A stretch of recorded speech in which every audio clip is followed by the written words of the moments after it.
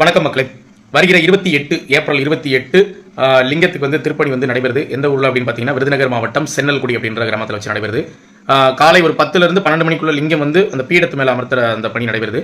அப்புறம் பார்த்தீங்கன்னா கரெக்டாக ஒரு 3 மணிலேருந்து ஒரு 3:30 மணிக்குள்ள பார்த்தீங்கன்னா கலச பூஜை வந்து ஆரம்பிக்குது. கலச பூஜை முடிந்ததுக்கப்புறம் சுவாமிக்கு வந்து அலங்காரம், அப்புறம் பார்த்தீங்கன்னா அபிஷேகம் எல்லாமே நடைபெற இருக்குது. இதுதான் வந்து ஒரு சுருக்கமான நிகழ்ச்சி நிரல். எல்லாரும் குடும்பத்தோடு வரணும், எல்லாரும் அவசியம் வரணும்.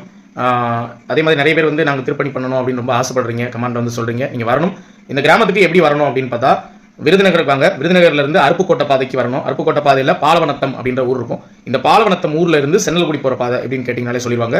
அதாவது பாலவனத்திலிருந்து இருக்கன்குடி செல்லும் சாலையில் தான் சென்னல்குடி இருக்குது. சரிங்களா? நான் லொக்கேஷனும் கொடுக்குறேன். அதே வேளையில் ஸ்க்ரீனில் ஒரு நம்பர் தரேன். இந்த நம்பருக்கும் ஏதாவது நீங்கள் ஒரு தகவல் வேணும்னாலும் நீங்கள் வந்து கனெக்ட் பண்ணலாம். 27, 28 2 நாளும் நாங்கள் அங்கே தான் இருப்போம். அதனால் நீங்கள் எங்களை வந்து தாராளமாக கனெக்ட் பண்ணலாம். எல்லாரும் அவசியம் வரணும். உங்கள் எல்லாரையும் நான் நேரில் சந்திக்கணும்னு ஆசைப்பட்றேன். நன்றி மக்களே.